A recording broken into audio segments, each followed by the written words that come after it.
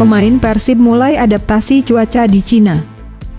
Penantian bobotoh terbayarkan, bomber Persib siap jadi starter line up di ACL 2. Zhejiang FC tengah terpuruk, jadi kesempatan emas bagi Persib. Jadi jangan skip videonya dan simak berita selengkapnya.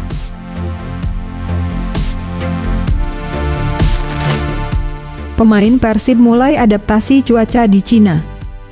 Gelandang Persib Bandung, Mark Klok sangat antusias melakoni laga kedua AFC Champions League 2 kontra Zhejiang FC, Cina di Hangzhou, Cina pada 3 Oktober 2024 mendatang. Saya merasa sangat senang untuk menghadapi pertandingan itu. Kami pergi ke sana dan menjadi pengalaman baru. Ini Liga Champions, laga tandang juga, ujar Mark Klok sebelum bertolak ke Cina. Pemain bernomor punggung 23 di Persib Bandung ini pun tidak merasa khawatir dengan cuaca di negeri tirai bambu tersebut.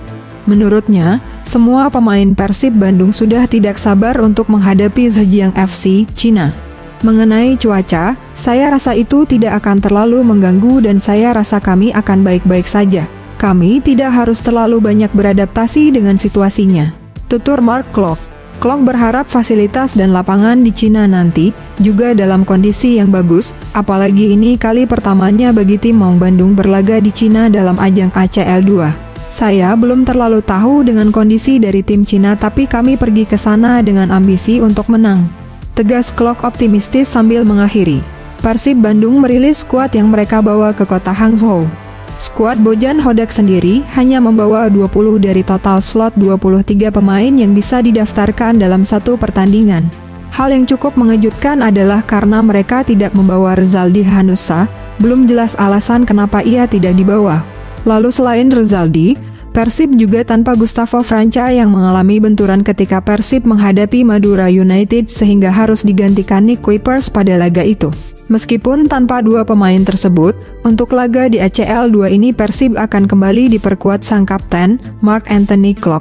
Di Liga Domestik, Klok sedang menjalani hukuman larangan pertandingan 2 laga melawan Madura United dan Persebaya Surabaya yang diakibatkan oleh kartu merah langsung yang diterimanya saat laga derby melawan Persija, Jakarta. Dengan tanpa Rezaldi, posisi bek kiri mungkin akan kembali dipercayakan kepada Edo Febriansyah yang tampil cukup apik bersama Persib Bandung.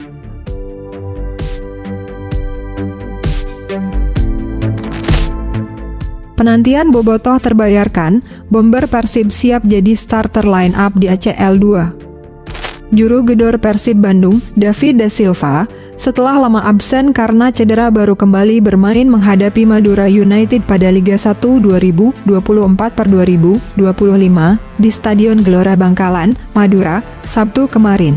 Dalam laga tersebut juga David hanya bermain di menit 87 menggantikan Ciro Alves, dan pada laga tersebut tambahan waktu yang diberikan wasit sebanyak 5 menit. Maka jika digabung dengan tambahan waktu, David hanya 8 menit. Walau demikian, pemilik nomor 19 di tim Maung Bandung ini akan memiliki peluang bermain dengan waktu yang lebih banyak di Cina untuk menghadapi Zhejiang pada AFC Championship League 2. Hal tersebut diungkapkan pelatih Persib Bandung, Bojan Hodak, setelah melihat performa David di laga Persib menghadapi Madura United yang berakhir 2-2. Bojan mengungkapkan mengenai David, ia menderita cedera cukup lama. Sebab memang David cedera saat menghadapi Dewa United, dan ia absen di 5 pertandingan Persib. Kelima pertandingan tersebut, 4 pertandingan Liga 1 Indonesia, yakni saat menghadapi Arema FC, PSM Makassar, PSIS Semarang, dan Persija Jakarta, adapun 1 pertandingan pada ACL 2 saat menjamu Port FC. Secara fisik dia belum sepenuhnya siap saat menghadapi Madura United, ujar Bojan. Ia juga mengaku sebelum menurunkan David telah bertanya pada dokter tim dan dia hanya diizinkan bermain hanya 15 menit saja. Ini laga pertamanya setelahnya cedera dan cukup bagus, dia tidak merasakan nyeri. Mungkin di Cina akan mendapat menit bermain lebih banyak, kata pelatih asal Kroasia ini. Sebab memang setelah menghadapi Madura, Persib terbang ke Cina untuk menghadapi Zhejiang, Kamis mendatang pada ACL 2. Pertandingan tersebut merupakan laga kedua Persib pada ACL 2, serta laga tandang pertama dalam kompetisi bergengsi tersebut.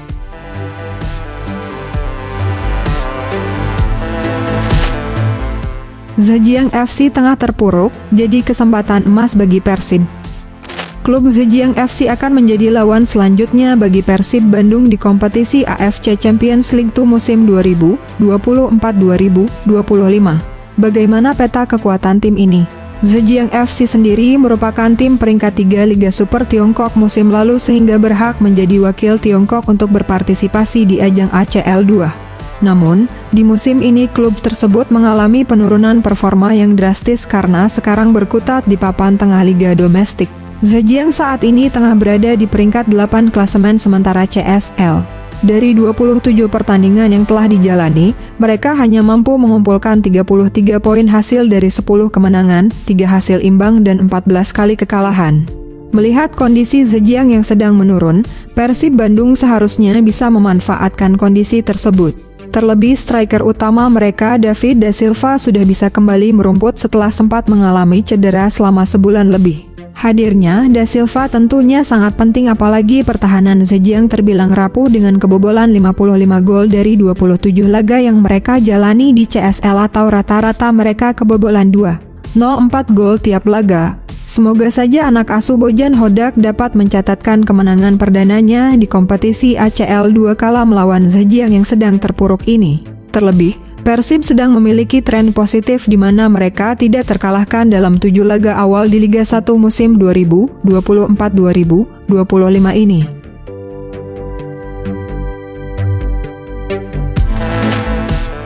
Kasus telah selesai, komunitas Bobotoh tuntut PT PBB jalin komunikasi dengan supporter.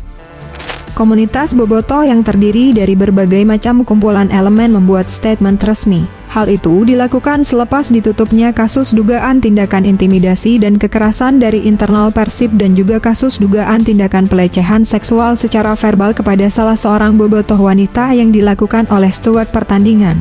Setelah kasus ini ditutup, komunitas Bobotoh pun mengharapkan adanya forum-forum komunikasi lainnya antara pihak manajemen Persib dengan komunitas Bobotoh untuk membahas hal-hal yang dianggap masih belum selesai. Beberapa hal tersebut diantaranya adalah terkait aspek-aspek sejarah tim Persib yang sempat diubah oleh manajemen Persib. Seperti penelitian tentang tanggal lahir Persib yang akhirnya mengalami perubahan dari 14 Maret 1933 menjadi 5 Januari 1919. Komunitas Bobotoh ingin mengetahui posisi akhir manajemen atas hal ini. Selanjutnya, komunitas Bobotoh juga mengharapkan komunikasi mengenai penjelasan program membership yang dibuat oleh manajemen Persib.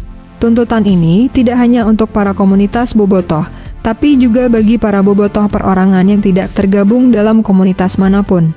Ini juga berkaitan dengan program-program membership yang dibuat oleh PT PBB. Karena sejak adanya program tersebut diketahui bahwa bobotoh yang tidak mendaftar program tersebut menjadi kesulitan untuk dapat mengakses tiket pertandingan.